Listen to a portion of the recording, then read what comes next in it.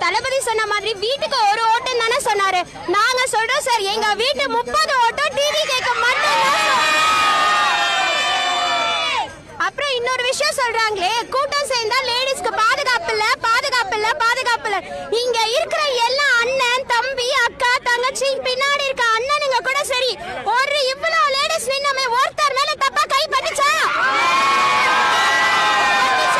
இல்ல. நாங்க எவ்வளவு எங்க கூட ஒரு சின்ன பொண்ணு வந்தது, எல்லாருமே சேஃப்டியா தான் சார் வீட்டுக்கு போறோம். யாரு சார் சேஃப்டி இல்லன்னு சொன்னது? இதுக்கே எங்க தலைவர் கூட்டத்துக்கே சேஃப்டின்னு சொல்றோமே, நாளைக்கு அவர் ஆட்சிக்கு வந்தா மொத்த லேடிஸ்க்குமே சேஃப்டி சார், எல்லாமே சேஃப்டி தான் சார்.